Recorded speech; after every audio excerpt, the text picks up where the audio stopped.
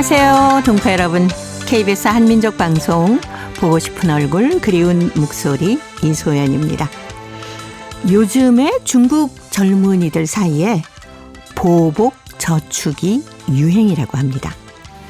이 코로나 이후에 그동안 눌러왔던 소비 심리를 분출하는 보복 소비가 유행을 했다면 최근에는 이 소비를 좀 뒤로 미루거나 아주 극단적으로 줄이고요. 그 돈을 모아서 저축을 하는 보복 저축이 확산되고 있다는 소식이 있더라고요. 사회관계망 서비스 이 SNS에 한 달에 5만 원 미만으로 버티는 등 절약 방법을 공유하기도 하고요. 또 우리 함께 해보자 하고 저축 파트너를 찾기도 한다고 하네요. 돈을 아껴서 저축하는 건 좋은데 이렇게 이 보복 저축이 확산되고 있는 이유 중에 하나가 청년들의 일자리 부족 때문이라고 하니까 조금은 씁쓸하기도 합니다. 그래도 저축하는 습관만큼 좋은 건 없는 것 같아요. 영탁입니다. 찐이야.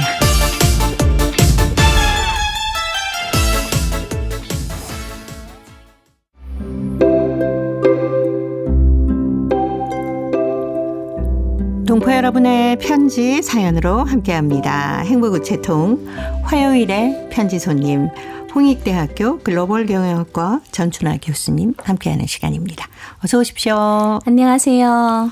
보복 저축 들어보셨습니까? 네. SNS에서 어느 순간 갑자기 젊은 친구들 보통 이제 뭐 먹방, 투어, 돈 쓰는 그 영상을 사진을 많이 올리다가 갑자기 어떻게 하면 전략하는 영상이 나와서 굉장히 신선했거든요. 근데 생각보다 너무 많이 공유되어 있고 저도 이제 거기에서 이렇게 돈을 전략할 수 있구나 하면서 솔깃한 그럴 때가 있더라고요. 그래서 이게 뭐냐 했더니 보복 저축이라서 근데 공감 갑니다.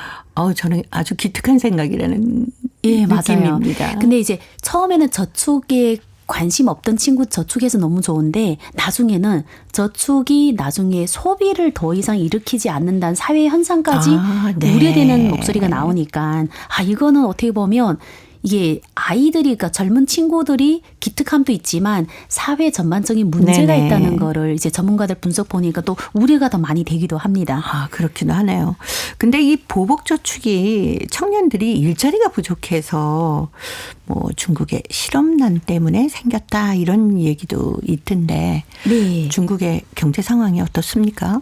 실은 보복저축 확산하는 이유는 제일 큰 이유가 일자리 문제 때문입니다. 왜냐하면 한 여론조사에 따르면 중국 젊은 층의 실업률이 20% 이상을 넘었다고 얘기를 합니다. 그러면 평소에 그 평균 실업률이 5%보다는 15%가 더 많았기 때문에 젊은 친구들이 수익이 없잖아요.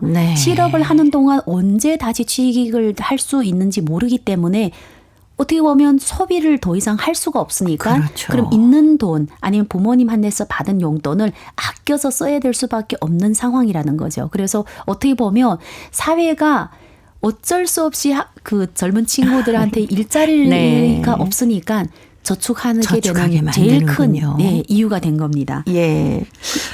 그동안 근데 이렇게 부모님께 타서 쓰더라도 약간 씀씀이가 있었는데 갑자기 이렇게 줄이는 건 쉽지 않을 것 같기도 해요. 그렇죠. 근데 이제 그 코로나 기간 동안 사실 코로나가 정말 세계에 많은 판도를 바꾼 중 하나가 옛날에는 코로나 없을 때는 밖으로 많이 나가잖아요. 그렇죠. 근데 코로나 기간에는 중국 같은 경우에는 강제적으로 어떻게 보면 어쩔 수 없이 그 한 곳에 머물러야 하는 시간이 장기적으로 있었기 때문에 젊은 친구들도 본인들 아니게 차분해진 거죠. 그리고 옛날에 여자들은 보통 화장하면 화장품 써먹어도 되는데 나갈 필요 없으니까. 그리고 예쁜 옷도 입고 나가야 되는데 나갈 필요도 없고. 그러다 보니 이 장기간의 코로나가 사람들로 하기엔 좀 더 차분해진 것도 있고 또 하나는 코로나 때문에 굉장히 시험들이 많이 일어나니까 부모님들도 이제 아이들한테 마냥 주는 게 아니라 아껴 써야 된다는 걸 전 국민이 아마 전 세계 사람들이 느끼고 있기 때문에 다 줄어들지 않았을까. 왔을까. 그래서 어쩔 수 없이 네. 젊은 친구들도 소비를 더 이상 늘리는 게 아니라 어떻게 하면 좀 더 아껴 써야 되는 거를 몸소 느끼고 있는 것 같습니다. 네. 그렇게 아껴 써서 통장에 돈이 조금씩이라도 불어나는 거 보면은 본인은 또 얼마나 흐뭇하겠습니까? 네, 그렇죠. 그리고 워낙 자기 혼자만 저축 알고 있으면 되는데 네. 이게 SNS상으로 이 버벅 저축이라는 이 단어가 굉장히 유행을 하면서 네. 보니까 1년 새에 이 데이터 분석 보니까 그 중국의 예를 들어서 뭐 이렇게 샤오홍슈 같은 이런 SNS 굉장히 젊은 친구를 좋아하는 데 보면 버벅저축 해시태그가 거의 170만 회 정도로 네. 많은 사람들이 올릴 때 이거를 해시태그하고 있다는 겁니다. 그러다 보니 서로 이제 비교하면서 경쟁을 하게 되는 네. 거예요. 그럼 좀 자랑하고 싶자. 나는 얼마 더 저축했다. 나는 그렇죠, 얼마 더 그렇죠. 전략해서 저축했다. 네. 이러다 보니 이것도 한계의 능력이에요. 네. 네. 뭐 SNS를 통해서 나는 이렇게 절약을 했어. 이렇게 하면서 얘기하는 건 그렇습니다만은 저축 파트너를 네. 함께 한다라는 건 뭘까요? 이 저축 파트너가 다른 게 아니라 예를 들어서 이런 거죠.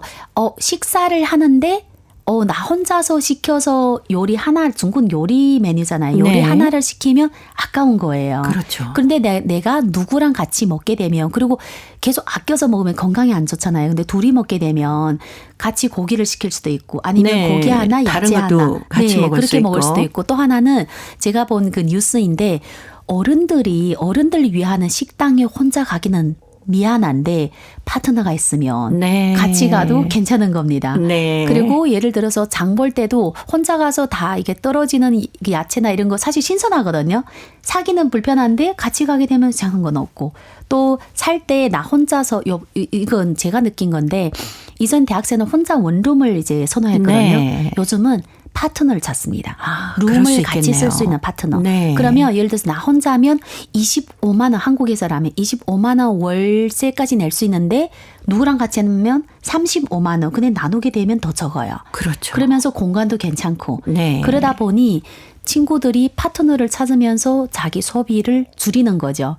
심지어 유학생들 중에 어떤 애들이 있는가 하면 네. 옷은 내가 사입기는 아까운데 우리 좀 서로 바꿔 입자. 그거 괜찮네요. 네. 그러니까 같은 학교를 안 다니는 같은 과 아니면 사람들 네. 신경을 안 쓰거든요. 그런 것도 있더라고요. 저축 파트너. 네. 그러면서 또 좋은 친구도 만날 수 있고. 맞아요. 네.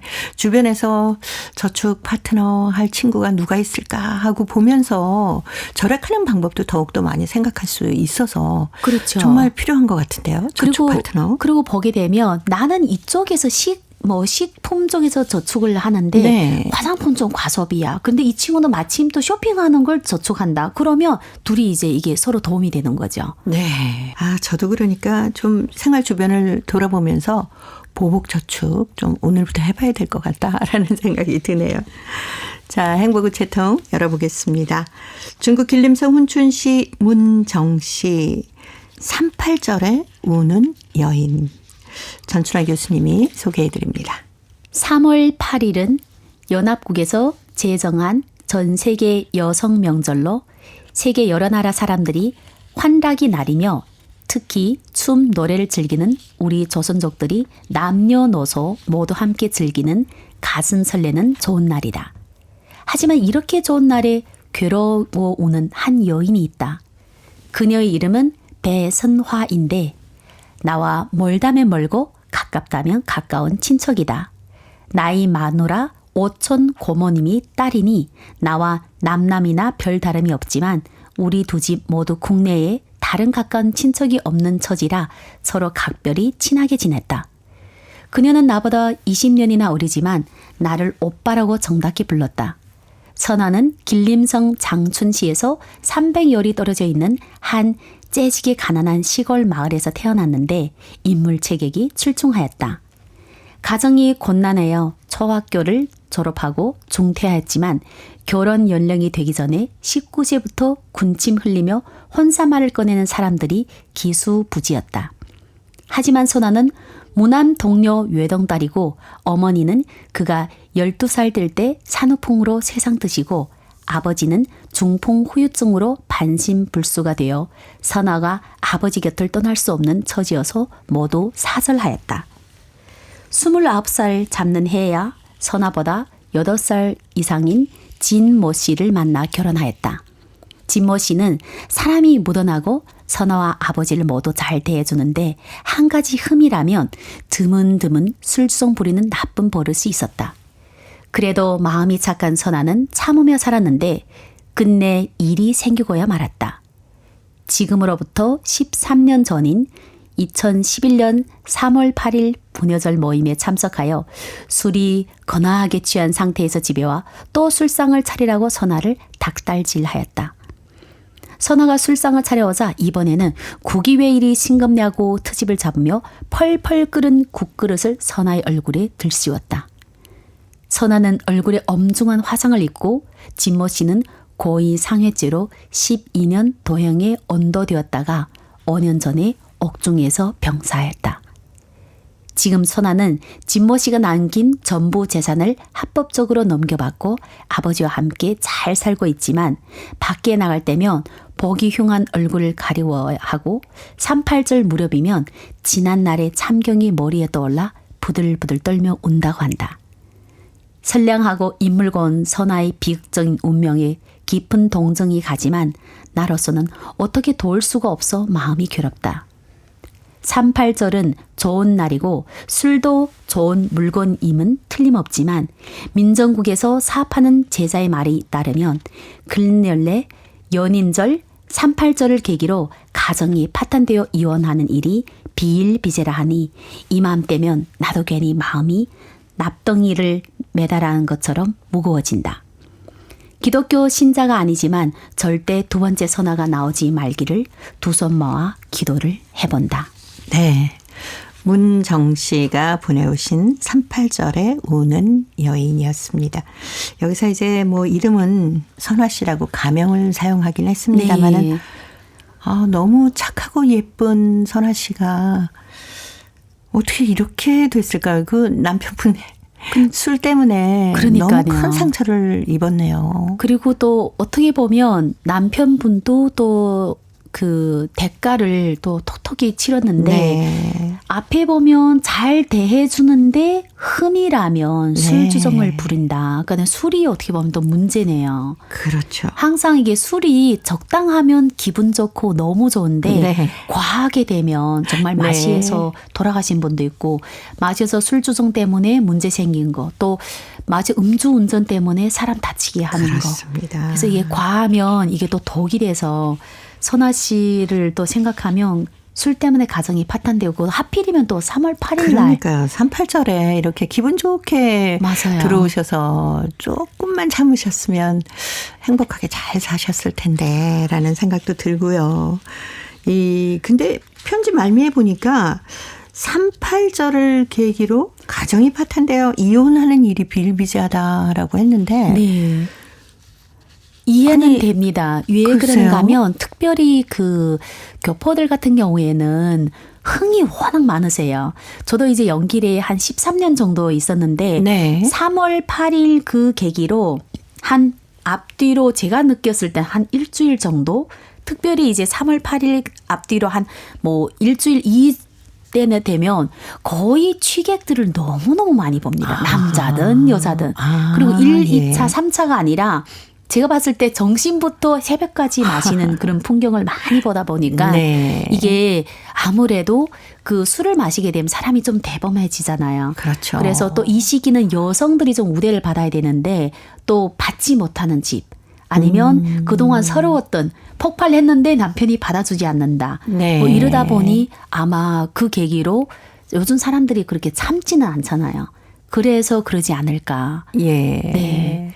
아무래도 뭐 38절에 어떤 집에서는 어떻게 막 부인에게 잘해주는데 맞아요. 자기는 이게 뭔가 하고 비교를 하게 되지 않을까 싶어요. 그래서 중국 보면 여인절, 그러니까 어떻게 보면 38 부녀절, 그다음에 사랑을 표현하는 그런 뭐 밸런타인스데이 이럴 때 네. 보면 행복한 사람이 있는가 하면 비교 때문에 네. 평소에 몰랐다가 갑자기 SNS에 막 이렇게 자랑하는 인증샷이 올라왔을 네. 때 나도 모르게 확 이제 화가 치밀어 올라오는 거죠. 그래서 문제 생기는 분들 많고 저는 이제 가끔 라디오를 듣거든 중국에. 네. 그러면 그때 되면 급증하는 그 질문들이 있어요. 이렇게 막 화가 나가지고 네.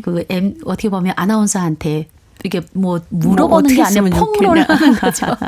내가 같이 살아야 되나 말아야 되나 막. 네.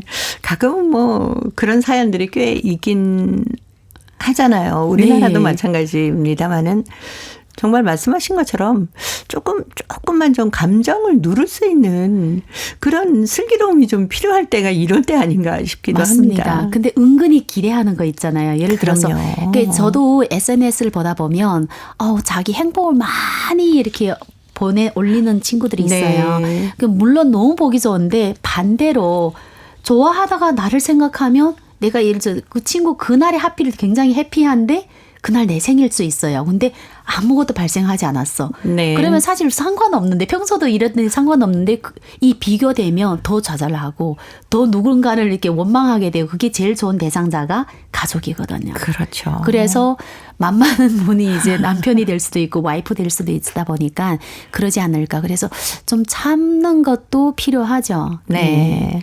어찌 생각하면 가족이 가장 가까운 사람이면서 그 가족에게서 받은 상처는 훨씬 더 크지 않나. 맞습니다. 그래서 참 이렇게 성장하고 아주 클 때까지도 잊지도 못하고 그리고 네. 부부 사이는 자꾸 멀어져만 가고 이런 게 가족이거든요. 그러니까 훨씬 좀 더 감정을 추스려서 잘해야 하는 게 가족인데 한 번쯤 더 생각해 보시고 얘기를 하는 게 필요할 것 약간 같아요. 보면 가족이기 때문에 내가 편안하게 내 네. 원래 모습을 그냥 줘야 되니까 모든 내가 그 상대방이 날아오지 않게 해서 화나면 화난 대로 하고 네. 그런데 그것보다는 외부인을 그러니까 그런 거 얘기하더라고요. 옆집 아저씨, 옆집 아줌마한테 인사하는 것처럼 가족을 대하게 되면 너무 행복하다고 합니다. 근데 그게 잘 안 되잖아요. 네. 자, 오늘 편지를 보내오신 문정 씨, 선아 씨하고는 아주 먼 친척벌이 되셔서, 선아 씨를 생각하면 너무 가슴이 아프다라고 하셨는데, 선아 씨에게 앞으로 정말 행복한 일만 많으셨으면 하는 바람 저희들도 함께 가져봅니다. 38절 하면 또 이 노래 빼놓을 수 없거든요. 베이비복스 2기가 불러줍니다. 여성은 꽃이라네.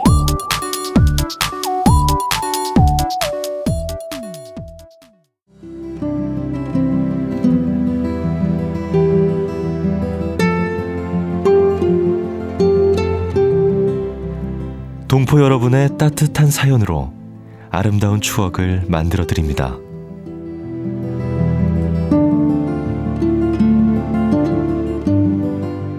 보내실 곳은 대한민국 서울특별시 영등포구 여의공원로 13 KBS 한민족방송 보고 싶은 얼굴 그리운 목소리 담당자 앞이고요. 인터넷 주소도 알려드립니다. KBS 홈페이지 www.kbs.co.kr에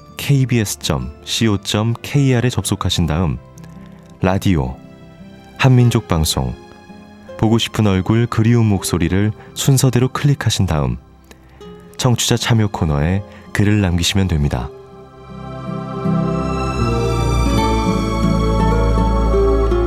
정다운 이야기와 아름다운 음악이 있는 보고 싶은 얼굴 그리운 목소리 동포 여러분과 늘 함께하겠습니다.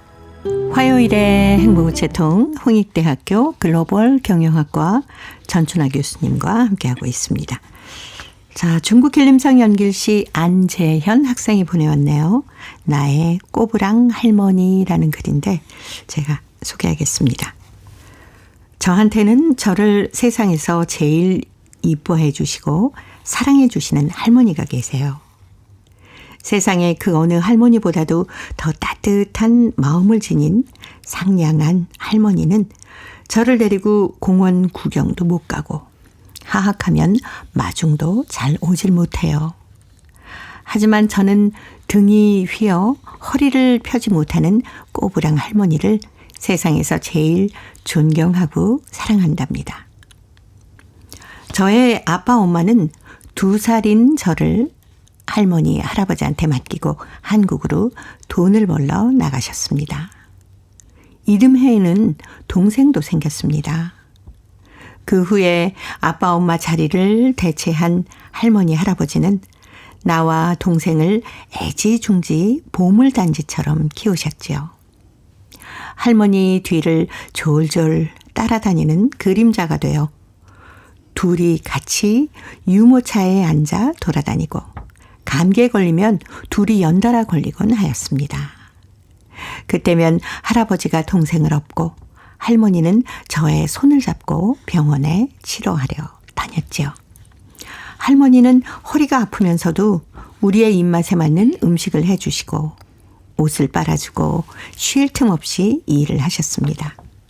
저녁이면 아이고 허리야 하며 누우시면 나는 고사리 같은 손으로 할머니께 안마를 해준다고 두드리고 하였답니다.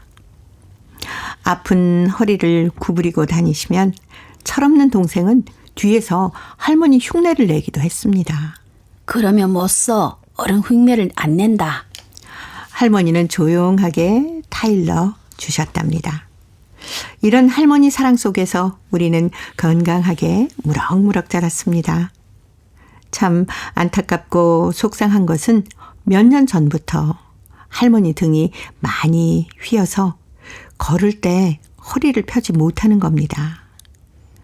우리의 키는 점점 커가는데 할머니 키는 점점 줄어듭니다. 이제는 지팽이를 짚는 꼬부랑 할머니가 되었습니다. 아빠 엄마가 할머니 허리를 펴드리려고 한국이랑 여러 병원에 다녀봤지만 지금 의학으로는 고칠 수가 없답니다. 재현아, 네가 커서 할머니 허리를 펴주려무나. 우리 손주 만변통치약을 만들어 노인들이 혈유병을 고쳐주렴. 할머니는 늘 입버릇처럼 저한테 말씀하시곤 하셨어요. 그래서 저는 의학을 하고 싶다는 생각이 들기 시작했고 할머니표 만병통치약을 만드는 꿈을 가지게 되었답니다. 저는 열심히 공부를 잘해서 중국에서 제일 좋은 의과대학에 가고 싶어요. 할머니의 소원, 나의 꿈을 향해서 노력할 거예요. 저는 믿어요. 허리를 펴시고 환하게 웃으시며 걸어오시는 할머니의 따뜻한 품에 달려가서 확 안길 그날이 꼭 오리라는 것을. 이런 사연이었습니다. 아유, 할머니가 정말 우리 재현군 어렸을 때 2살 때부터 얼마나 정성껏 키워주셨을까요? 네, 맞아요. 고생도 많이 했습니다. 애 2명 키우는 게 쉬운 일이 아니거든요. 그럼요. 네. 아무래도 뭐 한국이나 외지로 돈 벌러 간 부모님 대신해서 할머니 할아버지들께서 아이를 키우는 조손 가정 많죠. 많습니다. 그리고 또 보면 여기에는 할머니 허리 때문에 내가 이과대학을 가야 된다. 그 정말 어떻게 보면 부모님이 어머님 아버님에게 정말 효도를 많이 해야 된다 이런 생각이 많이 듭니다. 네, 사실 그 시골에 가보면 허리 때문에 이렇게 아이고 허리야 하면서 구부리고 다니시다가 이제 그게 거의 구부러져서 펴지 못하시는 분들이 꽤 있으시거든요. 많아요. 저도 네. 어릴 때만 해도 모든 할머니가 거의 다 꼬부랑 할머니로 그렇죠. 이제 봤는데 지금은 그래도 많이 좋아졌거든요. 네. 근데 저 어릴 때는 외할머니, 그 친할머니가 다 허리가 이렇게 약간 해서 굽으셔서. 네, 많이 마음 아팠던 생각이 듭니다. 네, 우리 재현이 학생 할머니 허리를 낫게 해드리는 만병통치약을 만드는 의과대학에 가겠다 했는데 그 꿈 꼭 이뤘으면 좋겠네요. 네, 여기 열심히 공부해서 할머니 그리고 더 나아가서 노인들의 네. 허리병을 고치는 훌륭한 의사가 됐으면 좋겠습니다. 오유진의 노래 할머니 들으면서 홍익대 글로벌 경영학과 전춘하 교수님과는 또 다음 주에 뵙겠습니다. 고맙습니다. 감사합니다.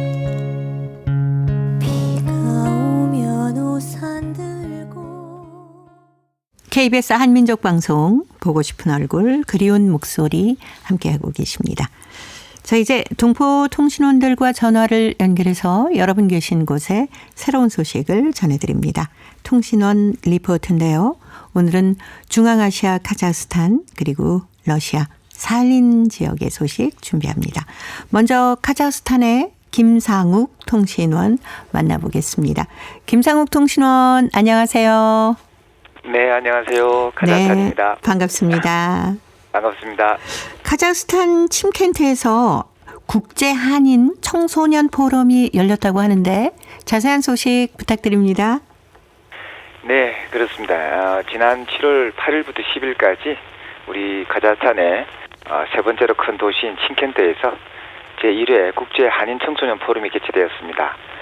이번 행사는 13이라는 그 이름의 기업인 연합회와 또 남카자흐스탄주 고려인 협회가 주최를 했는데요. 카자흐스탄 전역에서는 물론이고 주변국인 키르기스탄과 또 우즈베키스탄에서 온 15세에서 30세까지의 젊은이들이 모였습니다. 참가자들은 다양한 팀 빌딩 활동과 미니게임, 퀴즈, 또 워터파크에서의 다양한 활동 그리고 만찬 등을 통해서 상호 간의 친목을 다졌습니다. 특히 이번 행사에서 눈길을 끈 것은 연 날리기였는데요. 참가자들은 한국의 옛 전통에 따라서 종이와 또 대나무를 이용해서 직접 연을 만들었고요. 연을 날리면서 또 자신들이 가지고 있는 모든 고민들도 함께 날아가 버리기를 기원했습니다. 행사 마지막 날 준비된 모든 프로그램을 마친 참가자들은 이미 친한 친구가 되어 있었고요.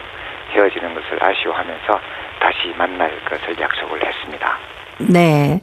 그리고 카자흐스탄 혁신도시 건설을 고려인 기업인이 주도적으로 하고 있다는 반가운 소식이 있네요. 네.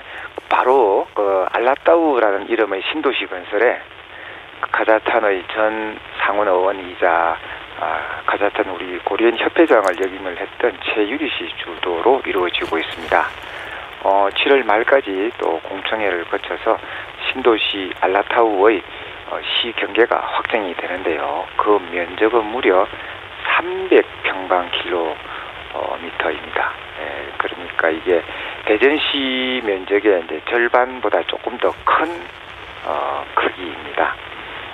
카자흐 정부는 이 신도시 건설에 외국인 투자를 유치하기 위해서 세금 및 관세 특혜를 제공하는 특별 경제구역으로 지정했습니다. 현재 이 프로젝트는 알마티 주 차원에서 이제 시행되고 있는데요. 카자흐스탄에서 초현대적인 스마트 시티를 만들기 위해 대규모의 자원과 또 국제 투자가 유치되었습니다. 또 되고 있습니다. 특히 해당 업계의 세계적인 리더인 싱가포르 기업이 투자자로 나서고 있고요.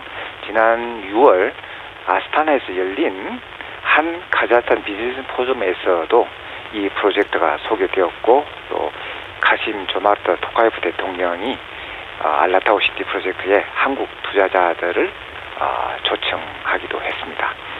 이 프로젝트에 따르면요, 알라타우 신도시는 미래 도시의 모습이 어떠한가를 보여주게 될 것이라고 하는데요. 그 세계의 주요 도시와 경쟁할 수 있는가 하면 또 관광객에게도 매력적인 도시가 될 것이라고 이렇게 설명을 했습니다. 또한 이 도시에 사는 시민들은 새로운 일자리와 또 뭐 학교, 유치원, 뭐 기타 사회복지 인프라가 잘 갖춰져 있어서 인접해 있는 카자흐스탄 최대 도시인 알마티로 굳이 갈 필요를 못 느끼게 될 것이라고 장담을 했습니다. 네. 자, 오늘 카자흐스탄 소식 잘 들었습니다. 네, 감사합니다. 네, 고맙습니다. 전화 상태가 조금 고르지 못한 점 여러분 양해해 주시기 바랍니다. 이어서 러시아 사할린으로 가보겠습니다. 배순신 통신원 만나봅니다. 배순신 통신원 안녕하세요. 네, 안녕하세요. 반갑습니다. 네, 반갑습니다. 사할린 국립대학교에서 실시하고 있는 한국어 교사 양성 과정이 끝났다고 하는데 자세한 소식 전해 주십시오. 지난 가을부터 사할린 국립대학에서 실시하고 있는 전문 재교육 프로그램인 한국어 교사 양성 초급 과정이 최근 끝났습니다. 올해는 10명이 과정을 수료했는데요. 이들에게는 유치원, 초등학교, 중학교, 한글학교, 보충교육기관 등에서 한국어 교육 활동을 할 수 있는 자격이 주어집니다. 사할린에서 한국어와 한민족 문화를 보급할 수 있는 교육자의 양성의 필요성이 오래전부터 제기돼 왔는데 특히 지방에서 자격증이 있는 한국어 교사가 턱없이 부족했습니다. 이에 사할린 한인협회, 사할린 한국교육본, 사할린 국립대 어문 역사동양학 대학 지도자들이 연합해 이 기획을 실시하기로 했습니다. 이 3자 협약이 아니었으면 기획을 이루기 힘들었습니다. 이들이 공동 노력으로 첫 번째 과정 수료자 그룹이 구성되었고 사할린 지방에서 활동하는 분들과 사할린 국립대 졸업생들이 참여했습니다. 프로그램에는 일정과 시간표에 따라 원격 교육 방법을 사용하여 풀타임으로 실시되었는데요. 교육 과정에서 강의, 세미나, 미수업, 실습, 활동 교실, 자습 등 다양한 교육 방식이 적용되었습니다. 이 과정이 성공적으로 진행되도록 한국어 수업을 맡은 사할린 국립대 이멜비라 까르니와 인나, 최인나와 조카리나 교수들의 노고가 컸습니다. 한편 한국어 교사 양성 프로그램 책임자인 에밀베라 학자는 오는 10월 1일부터 내년 6월까지 또다시 한국어 교육 양성 프로그램을 실시한다고 밝혔습니다. 네, 사할린 소식 오늘 여기까지 듣겠습니다. 배순신 통신원이었습니다. 소식 잘 들었습니다. 네, 감사합니다. 네, 고맙습니다. 이 지난해 가을부터 사할린 국립대학교에서 실시하고 있는 한국어 교사 양성 초급 과정이 최근에 끝났다는 소식입니다. 올해는 10여 명이 과정을 수료를 했는데요. 이들에게는 유치원, 초등학교, 중학교, 한글학교, 또 보충교육기관 등에서 한국어 교육 활동을 할 수 있는 자격이 주어집니다. 특히 지방에서 자격증이 있는 한국어 교사가 턱없이 부족해서요. 사할린 지방에서 활동하는 분들과 사할린 국립대 졸업생 등 많은 분들이 참여를 했다고 하는데요. 원격 교육 방법을 사용해서 실시됐다고 합니다. 그리고 오는 10월 1일부터 내년 6월까지 또다시 한국어 교사 양성 프로그램을 실시할 계획이라는 사할린 소식이었습니다. 자, 이제 퀴즈를 통해서 대한민국의 역사와 문화까지 배울 수 있는 퀴즈 한마당 이어드립니다. 동포 여러분과 퀴즈로 하나 되는 시간. 퀴즈 한마당.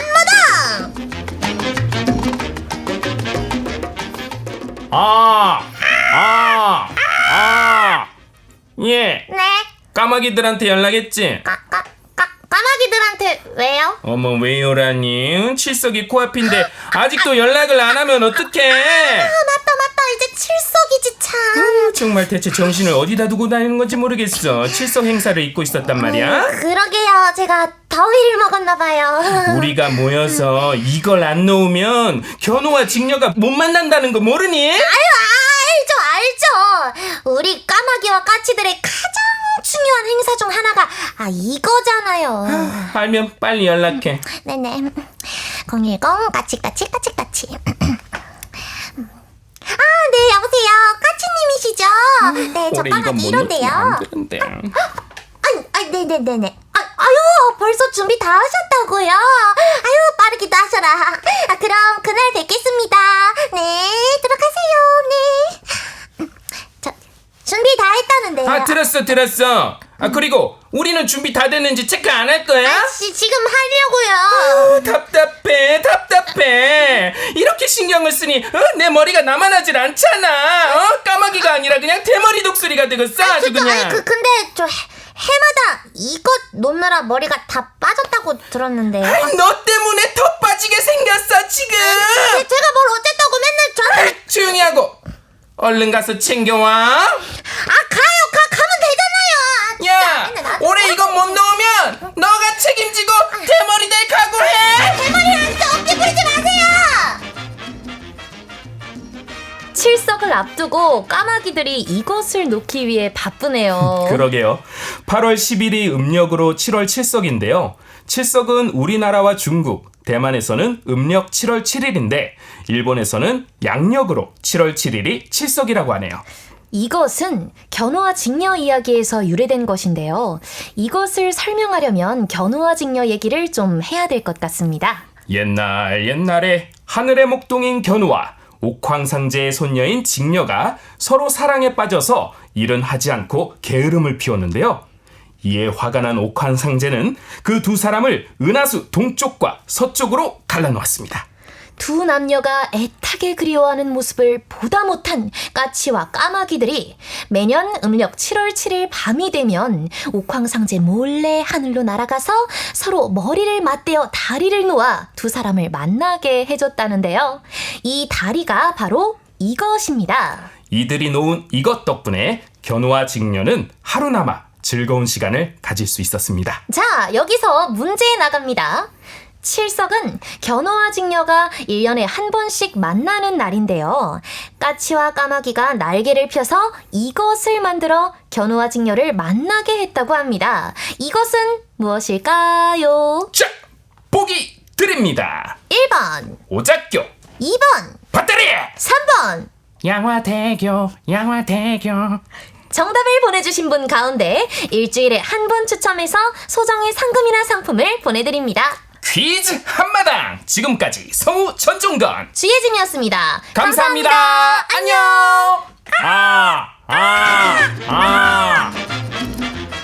아마 동포 여러분께서도 이 다리에 관한 얘기는 많이 들으셨을 겁니다.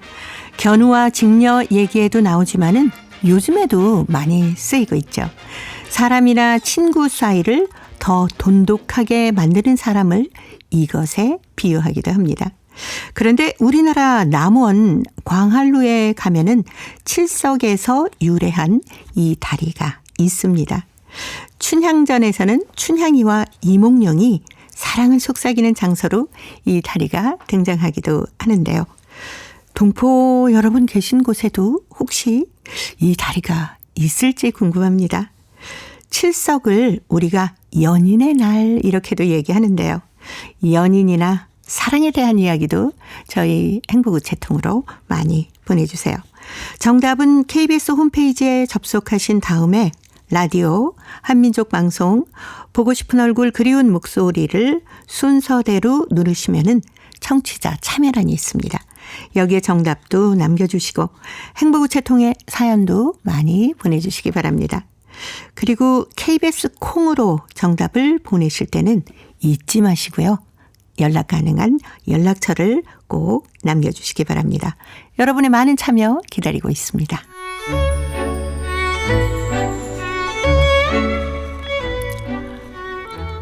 고려인들의 역사를 재조명하고 그들의 삶의 애환을 살펴보는 시간입니다. 고려인 이야기. 사단법인 고려인 마을 역사유물전시관의 김병학 관장님 나와 계십니다. 어서 오십시오. 예, 안녕하십니까. 정말 더운데 광주도 많이 덥죠? 광주는 늘 서울보다 더 덥습니다. 예, 저희들이 이 기후 위기를 우리가 좀 잘 고민해야 되지 않나 이런 생각을 해보고 있습니다. 예, 무더위에 방송을 들으시는 많은 동포 여러분들 건강에 주의하시기 바랍니다. 저희가 고려인들의 한글 문학에 대해서 살펴보고 있는데요. 고려인들의 한글 문학의 중요성 또 그 가치는 정말 얘기를 들을수록 대단합니다. 다시 한번 짚어주시면 어떨까요?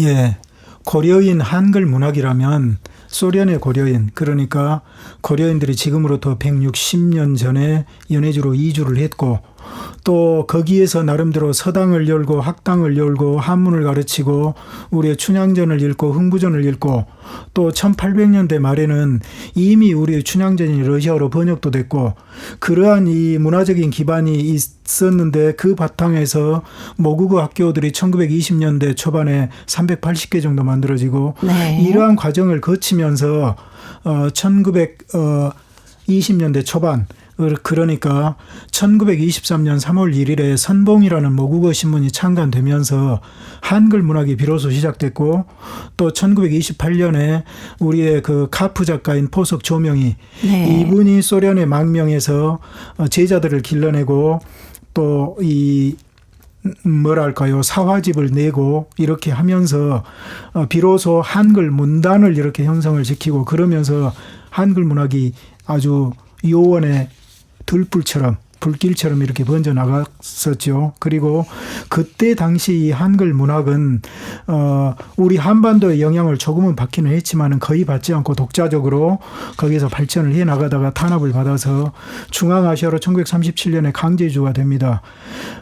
거기에서 사실은 문학도 끊길 그런 위기가 있었지만은 다행히 이듬해 1938년 5월 15일에 레닌기치라는 모국어 신문이 창간됨으로 인해서 이 신문의 작가들이 다시 작품을 투고하고 이렇게 활동을 하고 신문에 문예 페이지라는 이 페이지가 만들어짐으로 인해서 이제 비로소 한글이 다시 문학이 시작이 되고 이것이 1980년대 중반까지 양적으로는 가장 팽창하고 왕성하게 전개가 됐습니다. 그런데 지금 생각해 보십시오. 우리는 그 당시까지 소련의 우리 동포가 존재하는 줄도 몰랐고 그렇죠. 그 떨어진 우리 국내에서 6,000km 이상 떨어진 그 중앙아시아에서 한글 문학을 이렇게 문학 작가들이 문학을 이렇게 하고 있었다는 건 꿈에도 생각을 못했죠. 그래서 어떻게 보면 이 게토의 유폐된 속에서도 마치 점심시간에도 말했듯이 갈라파고스 제도의 생물들처럼 아예 독자적으로 떨어진 곳에서도 우리 문화를 지키고 어를 지키고 우리 문학을 발전시키고 그럼으로써 우리 고려인들의 이 어를 지켜왔기 때문에 지금 30여 년 전에 우리가 소련과 길이 트였을 때 이 고려인들을 비로소 우리 한민족 동포로서 만날 수 있게 해준 이 기반, 바탕을 만들어준 이 매개체로서 가장 중요하다고 지금 생각을 하고 있고요. 그렇게 보면 이 고려인들이 또 하나는 우리가 한류 하지만은 그야말로 한류의 원조가 고려인이었지 않나. 그 속에서도 한글 문학으로 문학 작품을 하고 또 희곡 작품은 그것을 바탕으로 극장이 연극으로 무대에 올려서 고려인뿐이 아니라 다른 민족들도 많이 열광을 시켰거든요. 그거 알려지지 않았지만 그래도 거기에서도 조금의 한류가 시작이 됐다. 저는 이렇게 평가하고 싶습니다. 네. 근데 그 고려인 1세대 작가들이 활동을 하다가 한글 문학계에 어떤 위기가 닥쳤다고 하는데 이건 어떤 얘기입니까? 예, 정말 한글 문학은 많은 위기가 닥쳤는데 이게 가장 광범위하고 큰 위기였고 결국에는 그것 때문에 한글 문학이 2005년 무렵에 이제 종말을 맞이했는데 한글 문학이 할 수 있었던 사람들이 강제주 이전 연해주에서 1920년까지 태어난 세대가 마지막이었습니다. 그 이후는 강제주 이후에 모국어 전문가를 키워낼 수 있는 고려사범대학교에서 모국어를 사용을 못하게 하고 또 따라서 조선 어문학과 학생들을 모집하지 않았기 때문에 강제 이주 이후에는 한국어 전문가가 나올 수 있는 바탕이 원천적으로 싹이 잘렸습니다. 그래서 1세대, 한글 문학 1세대의 전유물이 돼서 이렇게 끝날 위기였고 이분들이 1950년대 후반에 들어와서는 이제 중년의 나이를 넘어서니까 후속 세대가 없어서 이제 한글 문학이 1세대들의 자연 수명과 함께 소멸될 수밖에 없는 그런 위기에 처했지요. 이것이 가장 큰 위기고 첫 번째 위기였습니다. 예.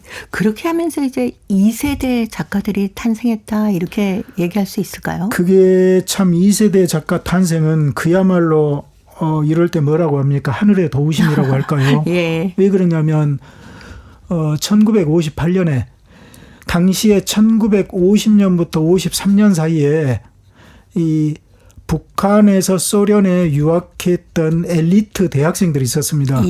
그런데 이 엘리트 대학생들이 대개 북한에서 김일성 종합대나 어떤 그러한 계통의 대학생으로서 최고의 이 어떤 지적인 이 능력을 가진 젊은이들이었는데 이 국비장학생으로 유학을 왔는데 거기에서 북한의 김일성 개인 숭배를 반대하고 소련에 망명을 하게 됩니다. 예. 이 학생들이 한 10여 명 되는데 그 학생들 중 한 5-6명이 문학의 뜻을 두고 중앙아시아에 있는 고려인 신문 또 한글 문학에 문을 두드렸죠. 네. 그래서 작품을 투고하고 그래서 이들을 1세대 작가들이 적극적으로 불러들여 가지고 이분들이 이 뒤를 잇고 또 이분들은 1세대 작가들보다 이 문학을 학문적으로도 더 배웠기 때문에 1세대에 비해서는 프로페셔널, 네. 더 전문적으로 그렇죠. 유능하게 이렇게 쓸 수 있었죠. 그래서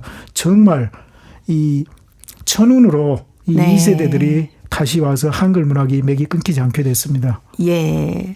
고려인 2세대 문학을 이해하려고 하면은 아무래도 그들이 태어난 어떤 시기적인 배경 뭐 이런 것도 좀 살펴봐야 될 것 같은데요.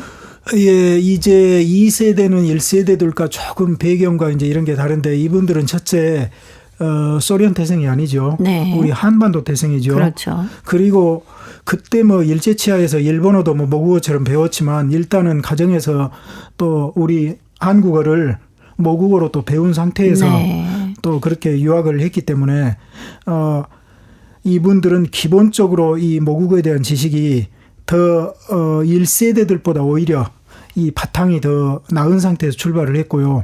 또 하나 2세대들은 1세대들처럼 강제 이주를 당하지 않았기 때문에 네. 트라우마가 없어요. 아, 그리고 이분들이 그렇죠. 망명했을 당시가 스탈린이 죽고 나서 해빙기였죠. 네. 그래서 어떤 문학적인 어떤 자유로움 이 속에서 글쓰기를 했기 때문에 이분들의 작품이 미학적으로 더 세련되고 더 자유롭고 또 좀 더 거시적으로 이 사회를 보면서 고려인 사회와 또 세계를 보는 안목을 가지고 더 나은 네. 이런 작품을 발표할 수 있었던 거죠. 예.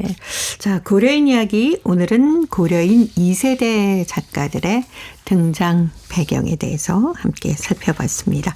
지금까지 사단법인 고려인 마을 역사유물전시관의 김병학 관장님이었습니다. 다음 주에 뵙겠습니다. 네, 감사합니다.